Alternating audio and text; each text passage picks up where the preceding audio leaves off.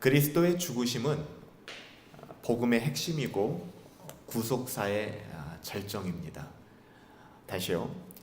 예수 그리스도께서 십자가에서 죽으셨다라는 이 준엄한 사실은 복음의 핵심입니다. 그러니까 예수님이 십자가에서 죽으심이 없이는 복음이라는 것은 이건 불가능한 거예요. 복음이 뭐냐라고 묻는다면 그리스도의 우리를 위한 죽으심, 그것을 우리가 대속이다라고 이야기를 합니다. 그리고 누가 뭐라고 얘기해도 요즘 부활을 너무 강조하는 그 몇몇 분들은 십자가를 굉장히 열등한 것으로 이야기하는 경우들도 있는데요. 그렇지 않습니다. 십자가 없이 부활은 존재하지 않고 십자가는 모든 복음의 핵심이고 뿐만 아니라 구속사, 우리를 구원하시는 역사에 있어서 하이라이트, 절정이라는 사실을 여러분 기억하시기 바랍니다. 모든 것이 이것을 위해서 기록되었다 할 만큼 이 사건은 모든 성경을 이해하는 열쇠가 됩니다. 예수님이 우리를 위해서 죽으심.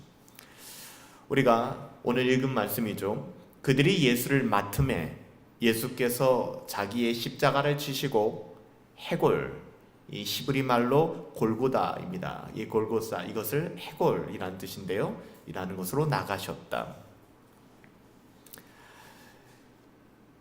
이 말씀을 대할 때 단순히 우리가 머릿속으로 알고 있는 것을 다시 복습해 보겠다. 우리가 알고 있는 예수님의 십자가, 우리가 알고 있는 예수님의 죽음. 여러분, 이렇게 좀 루틴하게 예수 그리스도의 십자가를 대하는 태도는 굉장히 위험합니다. 정말로 그래요. 십자가를 상고할 때, 십자가를 우리가 묵상할 때 우리 가운데 눈물이 사라졌다. 우리 가운데 벅차는 감격이 사라졌다. 그래서 십자가는 그냥 목걸이를 만들고 자동차 룸미러에 다는 정도를 십자가라고 생각한다 그러면 굉장한 위험한 태도입니다. 저는 오늘 철로역정 1부를 마치고 2부 들어가기 전에 예수님의 그 십자가와 또 다음 주에는 신자의 고난의 삶에 대한 부분들을 좀 여러분들한테 중간에 끼워서 설교를 하려고 합니다. 이 복음의 말씀을 하나님의 말씀으로 들을 뿐만 아니라 정직하게 그리고 그 은혜를 사모하는 마음으로 우리가 예수 그리스도의 십자가를 대면할 필요가 있습니다. 하나님의 말씀이 오래도록 우리들에게 들려왔고 우리들이 그것을 대수롭지 않게 여기고 머릿속에 지식 정도로만 여기고 살아간다면 지난주에 우리가 배웠던 것처럼 know about, 하나님에 관하여 알 뿐이지 know him, he himself, 그 자신에 대해서는 우리가 알지 못하는, 하나님을 아는 것 같지만 정작 안다라고 생각하는 그 교만과 오만함이 오히려 우리의 영혼을 더 위태하게 만드는, 우리는 우리 자신이 의식하지 못하고 있지만 무서울 정도로 오늘 찬양했던 것처럼 돌처럼 굳어져 버린 마음, 그 마음이 굳어져서 하나님의 은혜를 점점 멀리하고 살아가는 것은 아닌가. 그냥 오늘 하루 살아가면서 저는 그런 생각들을 해보았습니다. 이런 마음은 우리 주님께서 비유로 말씀하신 것처럼 마치 길가에 심기운 씨앗처럼 마치 우리의 마음밭이 길가밭 같은, 참고로 우리가 생각해야 될 것은 길가밭이다 라고 하는 것은 구원받은 신자의 마음이 아니라는 것을 이야기해요. 하나님의 말씀이 계속 뿌려지지만 사람들이 밟고 다녀서 그 딱딱한 땅이 되므로 하나님의 말씀이 더 이상 들어갈 수 없고 감동도 안 되는, 그래서 우리가 오늘 찬양했던 것처럼 무뎌진 내 삶 속에 돌 같은 내 마음, 더 이상 그 하나님의 어떠하심도 좀 더 감동적이고 좀 더 짜릿하고 좀 더 나에게 감동을 줄 수 있는 그런 메시지, 자극적인 메시지가 아니고서 내가 조금도 감동을 받지 않겠다라고 돌같이 굳어진 우리의 마음들, 여러분, 그 결과는 상상할 수 없을 만큼 무서운 것입니다. 저는 우리 분당 허브교회 사랑하는 성도님들이 이 지경이 되고 이 상태가 될까봐 노심초사 늘 기도하며 두려운 마음으로 목회하고 있습니다. 이 사람은 이럴 거야, 저 사람은 저럴 거야 라고 판단하지는 않지만 저는 그것이 상상할 수 없는 무서운 결과를 가져온다는 것을 알고 있기 때문에 예수님을 믿고 살아갈 때 우리가 주의 깊게 살펴봐야 되는 것은 우리의 마음이에요. 그래서 하나님께서도 우리의 마음의 중심, 마음을 보신다라고 말씀하셨잖아요. 여러분, 마음, 그 마음을 보신다라고 말씀하시잖아요. 그러므로 오늘 우리가 이 하나님의 말씀을 대면할 때도 더 간절한 마음으로 은혜를 사모하며 하나님의 말씀, 이 모든 말씀에 정말로 아멘 주님 그렇습니다, 참으로 그렇습니다, 아멘 하는 심령으로 그렇게 열망하며 하나님 말씀을 대면할 수 있게 되기를 간곡하게 부탁을 드립니다. 헬라어 성경을 보면 어떤 사본에는요, 이 17절에 저희가 예수를 맡음에 라는 말이 16절에 가서 붙어 있습니다. 이것을 따르는 영어 번역본들이 많이 있는데요, 우리말 번역본 중에는 공동 번역 개정역이 이 번역본을 따르고 있습니다. 그래서 공동 번역 개정역에서는 17절을 뭐라고 이야기하냐면요, 이 부분만 얘기합니다. 나머지는 16절에 붙어 있기 때문에 몸소 십자가를 지시고 성 밖에 나가 시브리 말로 골고타라는 곳으로 향하셨다. 골고타라는 말은 해골산이다, 해골이 쌓여있는 산이다, 죽음의 산이다 라고 번역을 했습니다. 이 짧은 구절을 통해서 우리는 그리스도의 십자가의 죽음이 어떤 죽음인지를 구약에 나타난 예언의 모형들을 통해서 우리가 명확하게 볼 수가 있습니다. 여러분 혹시 사형 집행 당하기 위해서 끌려가는 죄수의 장면을 보신 적은 없으실 것 같고 상상이 되십니까? 사형당하는 거예요. 여러분 사형을 언도받은 사람들의 삶을 기록한 그런 간증들이 있거든요. 사람이 변화된다고 합니다. 그리고 죽음을 두려워한다고 합니다. 사형 집행 당하기 위하여 끌려가는 죄수의 장면을 여러분 한번 상상해 보십시오. 종종 영화에서도 이런 글들을 통해서도 우리가 이것을 접하게 되는데요, 대개는 끌려간다라는 표현이 맞습니다. 그러니까 사형장으로 나아가는 사람들은 끌려간다라고 얘기를 합니다. 그리고 굉장히 비참한 모습입니다. 근데 사도 요한은 예수님께서 이 사형장으로 끌려나가는 장면을 끌려가는 사형수가 아니라 어떤 모습으로 이야기하냐면 본인의 의지대로 당신의 십자가를 지고 처형 장소인 골고타 해골산으로 걸어가시는 주님의 모습을 기록하고 있어요. 예수께서 자기 십자가를 지시고 골고다라 하는 곳으로 나가셨다라고 얘기합니다. 끌려가셨다가 아니에요. 글로 그냥 몰아내졌다라는 것이 아닙니다. 어쩔 수 없어서, 선택의 길이 없어서가 아니라, 여러분 예수님이 체포됐을 때 당시를 상상하실 수 있으시죠? 겟세마네에서 기도할 때에 수많은 군사들이 몰려왔을 때 예수님의 말 한마디에 모든 군사들이 엎드러졌어요. 영적인 권위가 있는 분이십니다. 그분의 말씀 하나로 로마는 망할 수도 있는 분이세요. 예수님께서는 로마 정권에 의해서 체포되신 것이 아니라 예수님이 자원하여 그 길을 걸어가신 겁니다. 여기서 주어는 예수님이에요. 주어는 로마의 병정들도 아니고요, 로마의 정권도 아닙니다.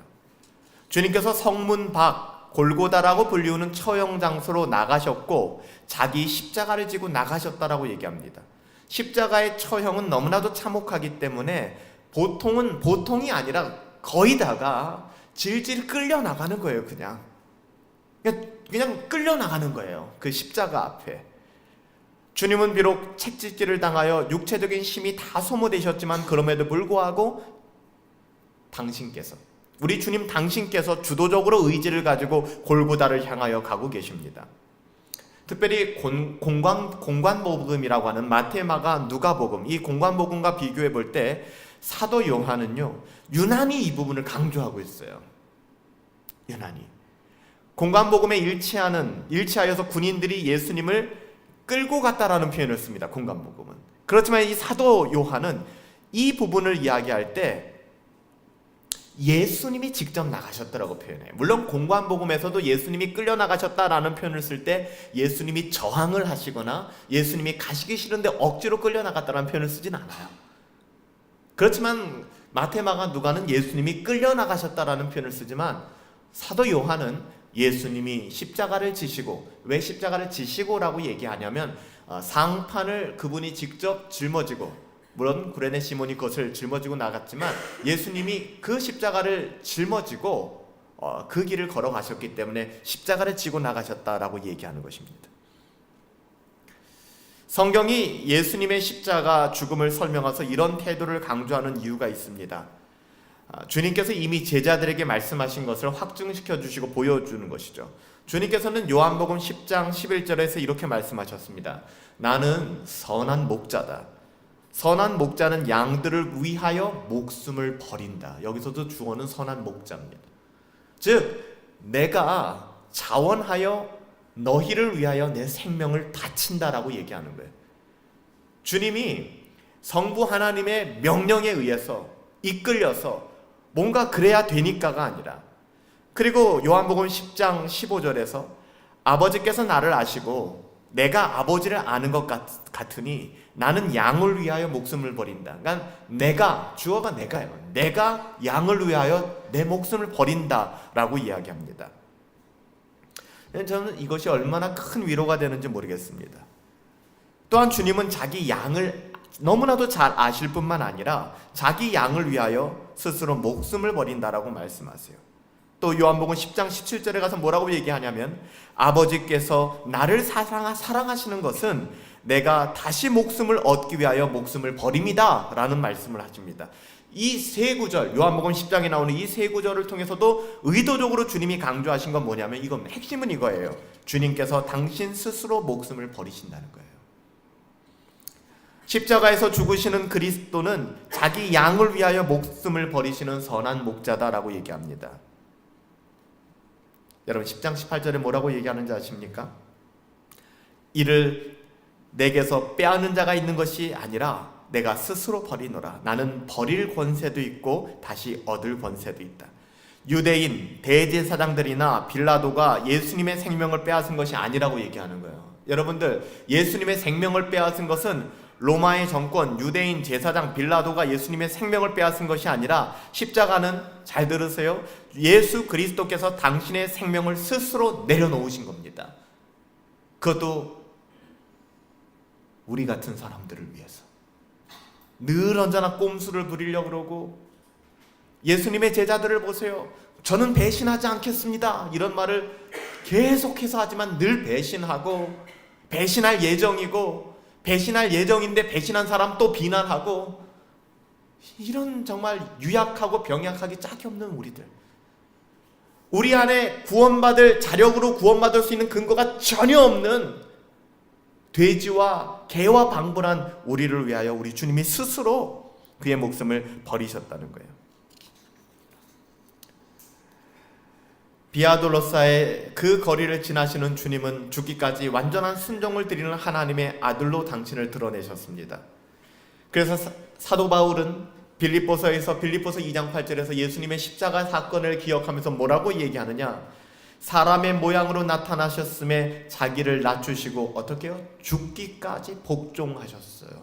자원하여 곧 십자가에 죽으심이라. 그는 하나님께서 어떻게 보면은 우리가 생각하는 성부 하나님이 그를 푸시해서, 아니면 그가 어떻게 그래야만 되는 포지션이기 때문에 그런 것이 아니라 하나님께 불순종하고 반역했던 아담, 그리고 그 후손으로 나서 시종일관 하나님에 대하여 불순종과 반역을 일삼고 살아가는 우리 같은 인생을 대신해서, 이게 놀라운 일이에요. 이거를 여러분들, 이것에 관하여 아는 사람은 변화가 되지 않아요. 이것이 나의 문제고, 이것이 나를 향한 메시지라고, 이것이 내 가슴팍에 와서 정말 나를 지배하는 사람들은 그 인격이 변화됩니다. 그의 언어가 바뀌는 것이 아니라 그의 삶이 바뀌게 됩니다.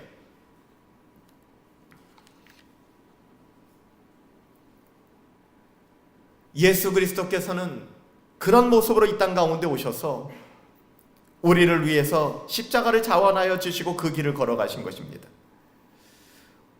우리는 구약에 특별히 아브라함의 이 아들 이삭과 아브라함의 관계를 통해서도 이 예수님의 이 마음들을 고스란히 우리가 볼 수가 있습니다.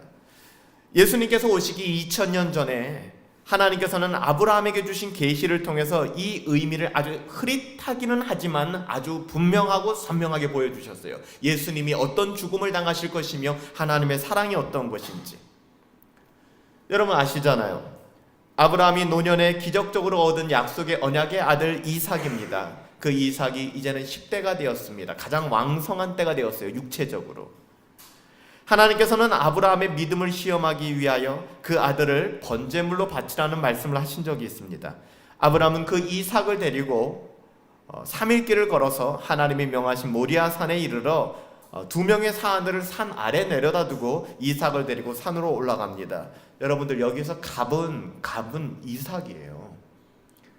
노년인 아브라함이 아니라고요. 이 노인네가 망령이 들었나? 충분히 그것을 제어할 수 있는 능력과 힘이 누구에게 있었어요? 이삭에게 있었습니다. 아버지의 말씀 죽인다는데 그 아버지의 말씀에 순종할 사람이 어디 있겠습니까? 성경이 이렇게 기록합니다. 아브라함이 이제 번제 나무를 취하여 그 아들 이삭에게 지우게 하고 매게 하고 자기는 불과 칼을 손에 들고서 두 사람이 동행하나. 두 사람은 아브라함과 이삭입니다. 이삭이 자기를 태울 번제물에 이 나무 제단을 지고 아버지 아브라함을 따라서 모리아 산으로 올라가는 모습은 예수 그리스도의 모형이에요. 그야말로 아버지에게 온전한 순종을 드리는 예수 그리스도의 참된 자발적인 순종의 모습을 보여주는 거예요.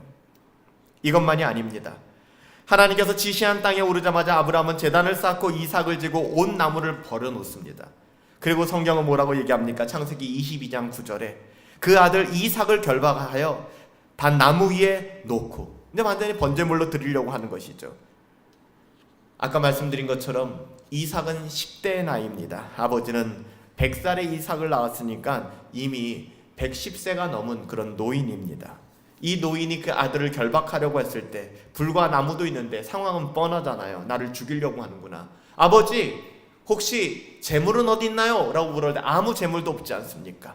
이삭이 얼마나 놀랐을까요? 보통 이 상황이면 저항하고 반항했을 것입니다. 이것이 상식이죠, 인간의. 그런데 성경은 그 기사에서 이삭이 저항했다, 의심했다, 반항했다, 아버지를 미워했다라는 기록이 전혀 나타나지 않습니다. 도무지 이해할 수 없는 장면입니다. 성경은 이런 순종하는 아들, 죽음의 제단 위까지도 아버지의 뜻을 받들어 순종하는 아들 이삭을 통하여 하나님의 아들 예수 그리스도를 우리에게 보여주시고 계시하신 것이죠. 아브라함도 예수님을 몰랐습니다. 그럼에도 불구하고 자기의 아들의 이 모습을 통해서 하나님이 감동하여 주사 오실 예수 그리스도를 바라볼 수 있는 거예요. 희미하기는 했지만. 그래서 당신을 매달아 죽일 제단인 십자가를 친히 지시고 성문 밖 골고다라고 불리우는 처형 장소까지 우리 예수님께서 이 이삭의 사건 2000년 뒤에 그 역사의 한 정점에 예수님께서 걸어가신 것입니다. 여러분, 예수님의 십자가의 사건에 대해서는 예수님이 오시기 700년 전에 선지자 이사야를 통하여 이렇게 예언하고 있습니다. 이사야서 53장 7절 말씀에 이렇게 기록합니다. 그가 곤욕을 당하여도 그리고 괴로울 때에도 그 입을 열지 아니하였으며 마치 도수장으로 끌려가는 어린 양과 털 깎는 자 앞에 잠잠한 것 같이 그가 입을 열지 않았도다. 저는 양을 잡는 도사라는 장면을 본 적은 없어요. 근데 제가 이 부분을 주석한 이제 여러 주석책들을 보니까 이런 내용들이 나오더라고요. 양들은 죽을 때 저항을 하거나 이게 울부짖지 않는다고 합니다. 이것이 제가 진짜 양의 속성인지 아닌지는 제가 본 적이 없어요. 근데 아마도 이것을 주석하신 분이 거짓말을 하지는 않을 것 같고, 양이 다른 짐승들에 비해서, 제가 돼지는 도살하는 걸 본 적이 있거든요. 어마무시합니다. 돼지 같은 경우는. 양은 그렇지는 않은 것 같아요. 그런 이야기겠죠. 양들이 죽을 때는 저항을 하거나 울부짖지도 않는다고 해요. 주님께서는 이런 양의 모습으로 아무 어떻게 보면 저항 없이 묵묵하게 병사들에 이끌려서 처형장으로 향했다는 것입니다. 우리가 보는 그리스도의 모습은 마치 이사야 53장에 나오는 침묵하는 어린 양의 모습입니다. 사실 우리는 요한복음을 잘 살펴본다면 세례 요한이 예수님을 소개할 때 뭐라고 설명했죠? 세례 요한이 예수님을 설명할 때 보라, 온 세상 죄를 지고 가는 하나님의 어린 양이다, 그렇게 표현을 했습니다. 세례 요한이 나중에 감옥에서 제자들을 보내서 예수님께 질문한 내용으로 볼 때에 그가 이 말의 의미를 얼마나 알았는지는 우리는 잘 알 수 없습니다. 그러나 성령님께서 세례 요한을 감동하여 주셨어요. 세례 요한의 생각이 아니죠. 세례 요한을 감동하여 주셔서 그가 정확하게 예수님이 누군지를 이야기한 거죠. 온 세상 죄를 지고 가는 하나님의 어린 양이다. 그리고 예수님은 요한복음 전체뿐만 아니라 이 마지막 죽음의 자리, 오늘 십자가의 이 자리, 골고다로 나가는 이 자리에서 그 의미를 아주 완전하게 분명하게 드러내 보여주셨죠. 예수님은 세상 죄를 지고 가시면서 아무 저항 없이 그리고 조용히 그리고 침묵하시는 어린 양의 모습으로 우리에게 보여집니다. 우리가 오늘 본문을 통해서 좀 집중해서 보고자 하는 단어가 이겁니다. 나오시니. 그러니까 예수님이 십자가를 지시고 골고다라는 곳으로 나오셨다. 이 나오시니 그냥 동사 간다라는 의미를 쓰는 게 아니라 그냥 십자가를 지시고 골고다로 가셨다라고 쓰면 좋을지 모르겠지만 원어적으로 보면 이 의미가 나가셨다라는 말을 사용하는 거예요. 그래서 공동 번역에서는 이걸 어떻게 번역하냐면 성 밖을 나가라고 풀어서 이것을 번역했습니다. 즉 처형 장소인 골고다는 예루살렘 성 안에 있었다, 밖에 있었다, 밖에 있었다라는 것을 굉장히 강조하는 것입니다. 주님은 왜 이곳까지 성문을 지나서 예루살렘 밖으로 나오셨을까? 이것이 왜 중요할까? 보세요. 여러분 구약의 율법을 보시면 속죄 제물을 드리잖아요. 그렇죠? 속죄의 제물을 드리지 않습니까? 그 속죄 제물은 제사의 방식이 번제물과는 달라요. 그러니까 예수님은 지금 십자가를 지고 가시지 않습니까? 이 십자가의 죽음은 속죄의 죽음입니다. 대속의 죽음이잖아요. 그 방식은 이 번제물과 달랐습니다. 번제물은 이 전체가 다 놋제단, 우리가 성막을 들어가면 이제 놋제단이 있지 않습니까? 놋제단 위에서 드려지지만 속죄제물로 드려지는 숫송아지와 숫염소 같은 경우에는 피는 향단에다가 그리고 속죄소에 뿌리고요, 기름은 취하여 놋제단에서 태워서 하나님께 드리지만 남은 고기 그리고 그 머리, 다리, 내장 그리고 배설물, 이 똥 같은 거 이 전부는 이스라엘 진영 밖에 갖다 버립니다. 그러니까 예수님이 이게 우연이 아닌 거예요. 십자가 골고다가 예루살렘 성 안에 있는 것이 아니라 성 밖에 있는 거예요. 이 골고다는 해골의 언덕이라는 뜻이고요. 그 예수님이 굳이 십자가를 지시고 하나님께서 굳이 십자가를 지시고 성 밖으로 나가신 것은 예수님의 십자가의 죽음이 단순한 죽음이 아니라 속죄를 의미하는 속죄 제물이구나. 이것이 모세오경에 기록되어 있는 속죄 제물로서의 조건을 갖추기 위하여 예수님께서 친히 성 밖으로 나가셨구나. 레위기 4장에 나와 있는, 그리고 레위기 16장에 나와 있는 속죄 제물로서의 그 자격과 기준을 친히 예수님께서 감당하신 거예요. 그래서 예수님께서 성 밖으로 나가셨다라는 표현을 강조하여 이야기하는 것입니다. 앤드류 보나르는 이스라엘 진 밖, 이스라엘 그 성문 밖의 처소로부터 떨어진 이 처형 장소, 곧 이것은 지옥을 상징한다, 하나님의 심판을 상징한다 라고 보았는데요, 주님께서는 바로 이 속죄의 규정에 쓰인 대로 예루살렘 성 밖 형벌의 장소인 갈보리로 가셔서 저주의 나무에 달려 죽으신 속죄의 제물이 되신 것입니다. 주님은 이것을 알고 계셨어요.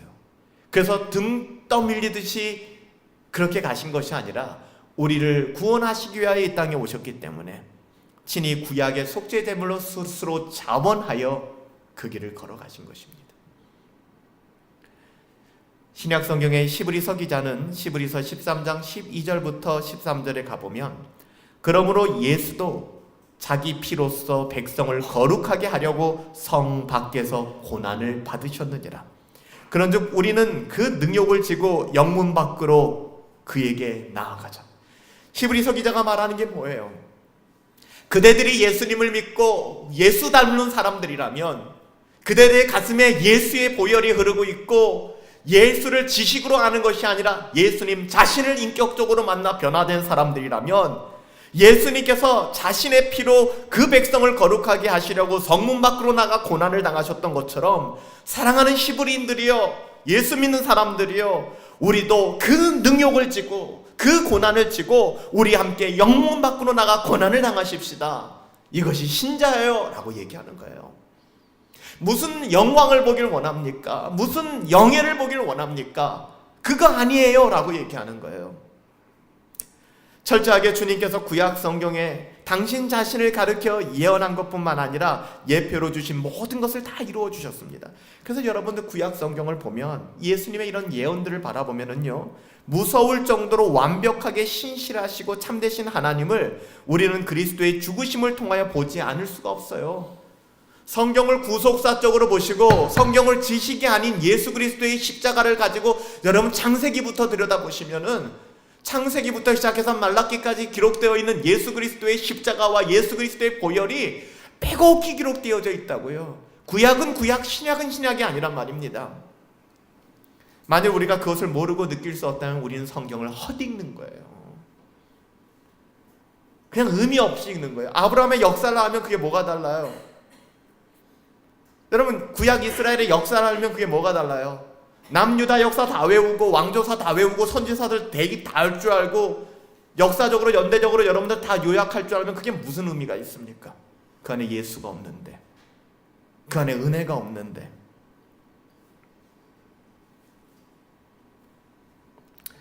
왜 예수님께서는 자기 양을 위하여, 우리를 위하여 스스로 생명을 버리셨을까? 왜 주님께서는 그분을 인정하지도 알지도 않고 자기밖에 모르는 이기적인 우리 같은 사람들을 위하여 목숨을 버림으로 그 큰 사랑을 나타내 보여주셨을까? 여러분, 이것을 삼자 화법으로 쓰지 말라고요. 그게 우리라고요. 우리 하나님 인정하지도 않고, 지금도 그렇잖아요. 이 시간에도 예수 그리스도를 왕으로 인정하지도 않고 하나님을 인정하지도 않고 그냥 참고하는 정도로만 생각하는 우리들, 그 은혜를 안다 그러면 우리의 신앙생활이 이렇게 흘러가지는 않는다고요. 주님을 알지도 못하고 주님을 인정하지도 못하고 거기서 끝나는 게 아니라 자기밖에 모르는 인생, 그냥 나밖에 모르는 그 인생, 그 이기적으로 살던 우리를 위하여 목숨을 버리심으로 왜 그 크신 사랑을 보여주셨을까? 왜 주님은 불순종과 반역 그리고 삐뚤어진 마음으로 가득한 우리네 인생을 대신해서 하나님의 아들로서 십자가에서 죽으시기까지 초지일관 순종하셨을까? 왜 그러셨을까? 왜 주님은 우리같이 말도 많고 불평과 원망으로 점철된 인간들이 도대체 무슨 값어치가 있다고, 무슨 가치가 있길래 우리를 위하여 아무 저항도 없이 잠잠히 도살장에 끌려가는 양과 같이 그 모든 합당하지 않은 고난, 그 모든 합당하지 않은 모욕, 그 모든 합당하지 않은 천대와 죽음까지도 주님이 다 당하셨을까? 여러분, 이걸 진짜 깨달으면 우리의 삶에 변화가 안 일어날 수가 없어요. 왜 변화가 안 일어나는지 아세요? 이게 안 와닿는 거예요. 이게 지식으로만, know about, 지식으로만 알게 되는 거예요. 나랑 아무 상관이 없는 거예요. 거룩하신 하나님이신 주님께서 왜 속건제물, 속죄제물이 되셔서 성 밖에 저주의 나무를 지시고 죽으셨을까? 여러분, 이 질문에 대해서 대답하셔야 합니다. 아니요, 이건 진짜 청문회 현장에서 마치 어떤 불법한 자를 향하여 계속해서 의원들이 질의하는 것처럼 이거는 설교자가 여러분들에게 질의해야 되는 내용들이에요. 이 질문에 대해서 여러분 답하셔야만 합니다. 이 질문에 대해서 얼렁뚱땅 넘어가시면 안 돼요. 이 질문에 대한 답이 없고 이 질문에 대한 씨름이 없다면 여러분, 우리의 구원은 무슨 근거로 우리의 구원을 이야기하겠습니까? 이것이 검증되지를 않았는데. 그래서 이 질문에 우리는 대답해야 합니다. 왜 주님이 그렇게 죽으셨을까?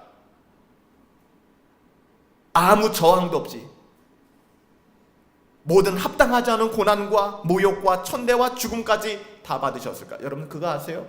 여기에 대한 답이 우리들에게 없기 때문에 우리들의 삶이 이런 삶을 못 사는 거예요. 상관이 없거든요. 만약에 예수 그리스도께서 모든 합당하지 않은 모욕과 심지어는 그 십자가의 침뱉음과 모든 조롱과 수치와 그 죽음, 합당하지 않잖아요. 주님 앞에 합당하지 않을 뿐만 아니라 누구를 위해서요? 정말 버러지처럼 가치 없고 정말 자기 자신만 하는 이기적인 종자들을 위하여. 여기에 대해서 우리가 아무런 대답을 낼 수 없다면 복음은 천박해지는 거예요. 복음은 가치 없어지는 거예요. 여기에 대한 부딪힘이 있어야 돼요. 부딪힘이. 치열한 씨름이 있어야 돼요. 그래서 나오는 결론은 뭐냐? 나 같은 것을 위하여. 그래서 히브리서 기자가 이야기했던 것처럼 예수가 그렇게 사셨던 것처럼, 예수도 자기 피로서 백성을 거룩하게 하려고 성문 밖에서 고난을 당하셨던 것처럼, 그런즉 너희도 우리도 그 능욕 다 뒤집어 쓰고, 영광이 아니라 그 능욕 다 뒤집어 쓰고 영문 밖으로 그에게로 가자. 그에게로 가자. 예수 아니면 설명될 수 없는 삶, 예수 아니면 해석될 수 없는 삶, 예수의 그 가치, 그거 가지고 살아가자. 남이야 어떻게 살든 간에 얘기하지 마세요. 그렇지 않은 사람들 더 많아질 겁니다. 여러분, 복음이 메이저가 됐던 적 단 한 번도 없어요. 복음은 마이너리티, 늘 소수자였습니다. 복음은 늘 소수자였어요. 소돔과 고모라를 보세요. 구약을 보세요. 아니, 근대의 역사를 보세요. 교회가 주도권을 가지고 교회의 복음이 여러분들 흥왕했던 적이 있습니까? 결코 그렇지 않아요. 여러분, 왜 죄를 알지도 못하시는 거룩하신 하나님 예수 그리스도께서 이 모든 일을 스스로 짊어지셨을까? 누구를 위함일까? 누구를 위함일까? 무엇을 주시려고? 여러분, 주님은 이미 말씀하셨습니다. 내가 온 것은 양으로 생명을 얻게 하고 더 풍성히 얻게 하려 하는 것이라. 생명이 없기 때문에 죽은 생명을 생명으로 여기고 그냥 시체에 화장이나 하는, 그런 시체놀이나 하는 우리 비참한 인생들에게 진짜 생명, 즉 하나님의 생명을 주시려고, 그리고 생명을 풍성하게 누리게 해주시려고 주님은 친히 자기 자신을 십자가를 지고 성문 밖을 나서시고 골고다에서 죽으셨다는, 그렇게 무가치한 우리들. 여러분 보세요. 저는 누군가가 해석했던 것처럼 이 말이 진짜 와닿더라고요. 시체놀이 하는 사람들 아닙니까? 죽은 시체에 화장하고 죽은 것을 꾸미고 가꾸고, 그 시체놀이나 하는 사람들에게 얘들아 그거 아니야, 거기에는 생명이 없어. 참 생명을 불어넣어 주시는 거예요. 누구에게? 우리들에게. 우리는 누굽니까? 하나님의 은혜로 이유 없이 조건 없이 우리의 어떠한, 우리가 좀 더 착해서 우리가 잘 살아서가 아니라 전혀 가능성이 없는 우리들을 그냥 하나님이 택해 잡으셔서, 그게 은혜잖아요. 여러분, 그런데 여전히 그렇게 은혜를 받고 여전히 구원받은 하나님의 자녀들이 여전히 이 땅을 살아가면서 세상에 썩어질 어떠함의 가치의 기준을 두고 세상에 썩어질 어떠함, 죽은 생명이 없는 시체에다가 화장놀이 하면서 살아가는 우리들의 인생, 여러분 어떻게 생각하십니까?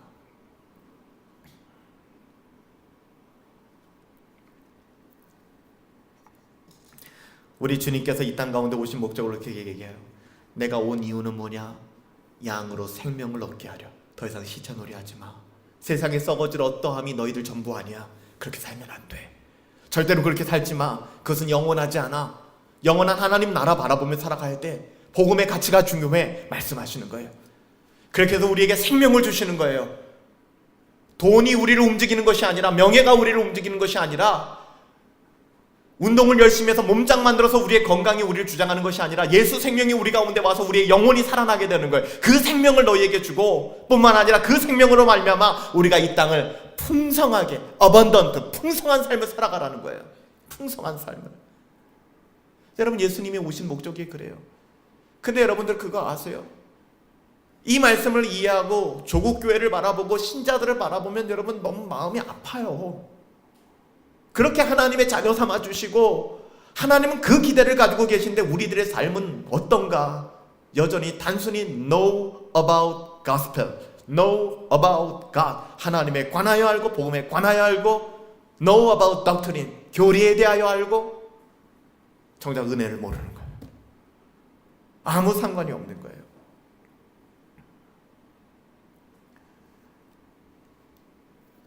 주님께서는 제자들에게, 그리고 당신을 따르기를 원하는 모든 사람들에게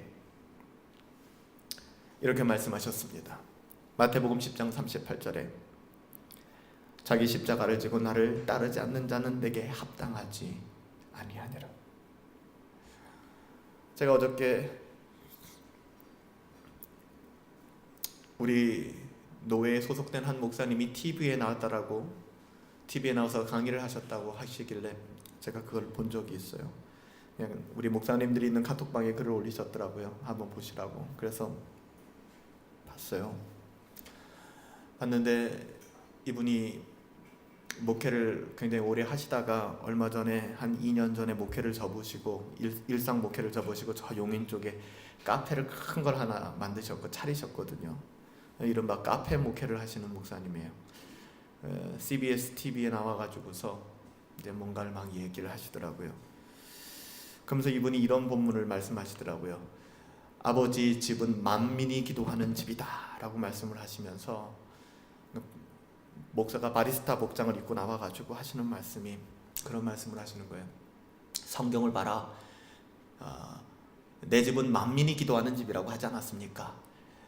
내 집은 교회를 말하는 것이고 기도하는 집이라는 것은 알겠는데 만민이라는 표현을 쓰지 않느냐. 그러니까는 이거는 교회는 신자들만 모여서는 안 되고 불신자들도 와서 기도할 수 있는 곳이. 저는 그 이야기를 들으면서 막 너무 화가 났어요. 아니 이분이 이 목사님이 맞으실까? 이 선배님이 맞으실까? 불신자가 기도합니까? 불신자가 뭐로 기도합니까? 예수님을 믿지 못하는 자가 기도가 가능합니까? 그럼 만민이 기도하는, 만민, 여기서 말하는 만민이 그러면은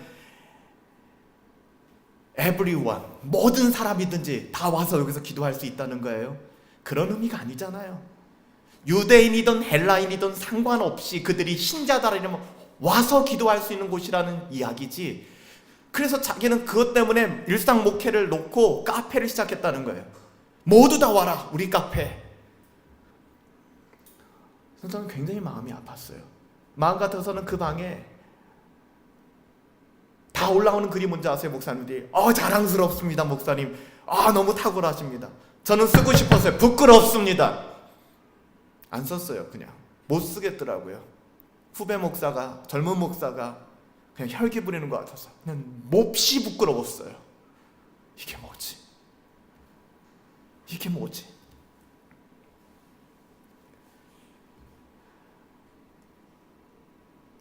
모두가 신자가 아닙니다.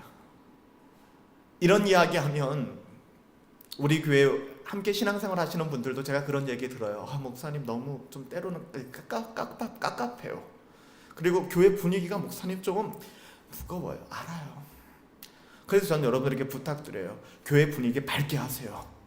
농담도 많이 하시고 서로 격려하시고 축복하세요. 근데 여러분 그거 아세요? 이 강단이 그렇게 바뀌는 순간 그건 교회 아닙니다. 이 강단이 그렇게 바뀌는 순간 그건 교회 아니에요.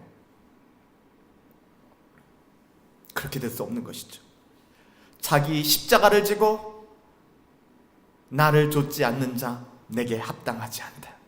우리 주님의 말씀입니다. 말씀 정리합니다. 예수 그리스도가 우리의 모든 죄를 지시고 성문 밖으로 나가셔서 속죄의 제물이 되셨습니다. 안 그러셔도 되는데 우리 같은 사람들을 위하여. 여러분 이 사실을 주목하여 깨닫고 씨름하여 깨달은 사람들, 단순히 지식으로 아는 사람들이 아니라 이것을 내 가슴에 심은 사람들, 그 사람들에게는 어떤 변화가 일어나는가? 여러분들 사도 바울의 변화를 보십시오. 사도 바울은 그냥 신앙이 좋았던 사도, 그렇기 때문에 우리가 범접할 수 없는 신앙의 경지에 오른 사람을 이야기하는 것이 아니라 신앙인의 한 사람의 모델입니다. 사도 바울은 이렇게 고백했죠. 내가 그리스도와 함께 십자가에 못 박혔나니 그런즉 이제는 내가 사는 것이 아니라 오직 내 안에 그리스도께서 살아계신다. 이제 내가 육체 가운데 사는 것은 내가 왜 살고 있는지 아는가를 말하는 거예요. 내 삶의 이유를 얘기하는 것입니다. 나를 사랑하사 나를 위하여 자기 몸을 버리신 하나님의 아들을 믿는 그 믿음 안에서 내가 사는 것이다. 여러분 이것은 신앙 좋은 사람의 이야기가 아니라 버텀 라인이에요. 가장 기본적인 데드라인입니다. 이 고백이 없고 이 삶을 추구하지 않는 사람은 자기 십자가를 지고 나를 따르지 않는 사람, 그래서 주님 앞에 합당하지 않은 사람들이에요. 은혜가 효력을 미치지 못하는 사람들이에요. 저는 오늘 그리스도의 죽으심을 기록한 이 짧은 한 구절의 말씀 속에서 우리 모두가 사도 바울의 이 감격적인 고백을 발견할 수 있고 그 고백과 동일한 은혜를 누릴 수 있게 되기를 예수님의 이름으로 축복합니다. 그들이 예수를 맡음에 예수께서 자기의 십자가를 지시고 골고다라는 곳으로 가시니 이 한 절의 말씀을 가지고 사도 바울이 고백했던 것처럼 내가 그리스도의 십자가와 못 박혔나니 이제는 내가 사는 것이 아니다. 히브리서 기자가 이야기하는 것처럼 우리도 그 고난 가운데 달려가자. 그리스도와 연합된 삶을 살아가자. 시체에 화장하는 놀이나 하지 말자. 세상에 썩어질 어떠함에 우리의 모든 것 다 바치고 불쌍하게 살아가지 말자. 하나님의 자녀로서 살아가자. 남이야 어떻게 살아가든 간에 우리는 그렇게 살아가자. 비교하지 말자. 하나님 앞에 정직하게 그렇게 살아가자. 그 얘기하는 거예요. 나를 사랑하사 나를 위하여 자기 몸을 버리신 하나님의 아들, 여러분 그분을 아십니까? 지난주와 동일한 선상에서 여쭤봅니다. 나 같은 것을 사랑하사 나 같은 것을 위하여 하나님 되신 그분의 그 존엄을 포기하신 그 아들, 여러분 그분을 알고 계세요? 그분에 관하여 아시는 건 아닙니까? 진짜 그분을 알고 계세요? 그분 만나셨나요? 진짜 그분 만나셨어요? 우리가 그분을 알지 못할 때 그분은 특별히 우리가 그분을 알지 못할 때 지식으로 알고 잘못된 선입견 가운데 우리가 오해하고 있을 때 절대로 하나님의 자녀, 신자다운 삶, 십자가를 지고 그 길을 걸어가며 하늘의 영원의 영광을 위해서 살아가는 그 일들은 우리 삶 가운데 요원합니다. 일어날 수가 없습니다. 그냥 막연합니다. 그것은 좋은 선교사님, 신앙 좋은 선교사님 이런 분들이나 갖는 마음들이지라고 생각을 합니다. 조금 말이 지나쳤을 수도 있지만 여러분 다시 한번 부탁드립니다. 더 이상 시체 노름, 그냥 생명력 없는 것에 여러분 그렇게 인생 낭비하지 않게 되기를 바랍니다. 영원한 생명을 가지고 영원한 가치를 지닌 영화로운 인생을 살라고 주님이 십자가에서 죽으신 거예요. 그냥 너 천국 가 하는 거로 끝나는 게 아니라 그런 삶을 살라고, 성화의 삶을 사시라고. 그래서 우리는 이제 그 생명을, 그 인생을 살아가고 있는가 점검해야 되는 것입니다. 나를 사랑하사 나를 위하여 자기 몸을 버리신 하나님의 아들을 믿는 믿음, 그 안에서 나는 살아가고 있는가? 그 주님을 만나세요. 그러면 우리들의 삶은 이전과 같을 수 없습니다. 결단코. 주님 만나셨습니까? 정말 만나셨나요? 저한테 대답하지 마시고 하나님 앞에 여러분의 영혼을 대면하십시오. 그런데 왜 여전히 머뭇거리면서 주저하는 인생을 살아갑니까? 자기 십자가를 몸소 지시고 성문 밖으로 나가신 주님을 따라가시길 바랍니다. 주님이 주신 생명과 그 풍성함을 누리시면서 성문 밖으로 가신 주님 따라 나갈 수 있는 저와 여러분들 되시기를 예수님의 이름으로 축복합니다.